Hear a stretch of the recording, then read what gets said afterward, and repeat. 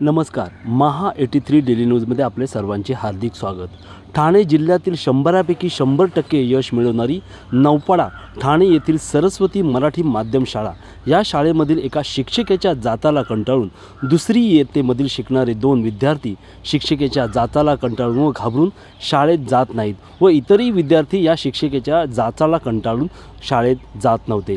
या विद्यार्थ्यांचे पालक सचिन शांताराम घाणेकर व दत्ता शिगवण यांनी शालेय प्रशासनाकडे या शिक्षिकेची तक्रार केली होती, परंतु शाळेचे व्यवस्थापक याकडे दुर्लक्ष करत असल्याची तक्रार या शाळेतील पालकांनी मनसे ठाणे शहराध्यक्ष अविनाश जाधव व महिला सेना अध्यक्ष समीक्षा मार्कंडे यांच्याकडे केली।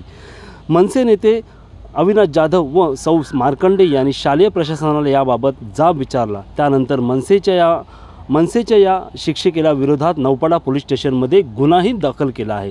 या शिक्षिकेबाबत मनसे ठाणे जिल्हा अध्यक्ष अविनाश जाधव यांनी आपली प्रतिक्रिया महा 83 डेली न्यूजकडे व्यक्त केली। काल हे सगळे पॅरेंट्स संध्याकाळी आमच्या महाराष्ट्र नवनिर्माण सेनेच्या ठाण्याच्या कार्यालयात आले होते आणि त्यांनी जी काही परिस्थिती शाळेची सांगितली त्यानंतर मला पण धक्का बसला की सरस्वतीसारख्या शाळेमध्ये ही घटना घडते। मग आज ताबडतोब आम्ही इथे आलो। इथे आल्याच्यानंतर मला जे काही कळालं ते एका मुलाला पट्टीने मारले आणि त्याच्या डोक्यातनं रक्त आल्याच्या नंतर शाळेने कुठलीही कारवाई त्या टीचरवर केली नाही। एक मुलगा आहे, त्याच्यावर कविता केली आहे की हा मुलगा खोटा बोलतो आणि ती कविता वर्गातल्या इतर मुलांना त्या मॅडमने बोलायला लावली।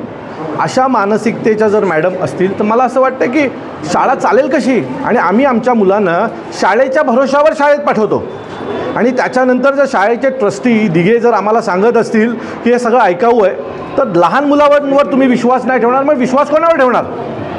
तर आता आज सर्व विद्यार्थी त्यांचे पॅरेंट्स शाळेत आलेले आहेत आणि आता त्यांनी आम्हाला पत्र दिलेलं आहे की त्या महिलेला ताबडतोब आजपासून शाळेत येण्यास बंदी घातलेली आहे। त्याच्यासोबत त्यांना बडतर्फ करण्याची त्यांनी प्रोसेस देखील सुरू केलेली आहे। महानगरपालिकेला त्यांनी पत्र लिहिलं आहे आणि त्या मॅडमला बडतर्फ करायला लावलेलं आहे।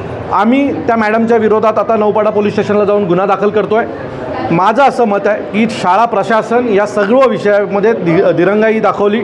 1 महिना झाला त्या मुलाला मारून, 1 महिन्यापूर्वी त्या मुलाच्या डोक्यातनं रक्त आलं होतं। जर दुसरीच्या मुलाच्या डोक्यातनं रक्त आल्याच्या नंतर कुठल्याही प्रकारची कारवाई होत नसेल तर मला असं वाटतं शाळा प्रशासन देखील दोषी आहे। ज्याप्रमाणे टीचरवर कारवाई होईल तशाच प्रकारची कारवाई शाळेच्या ट्रस्टींवर पण झाली पाहिजे अशी आमची मागणी आहे। सर, एक ट्रस्टी आहेत, त्या ट्रस्टीने आता ऑन कॅमेरा आम्हाला सांगितलं की त्या मॅडमची शाळेमध्ये दहशत आहे।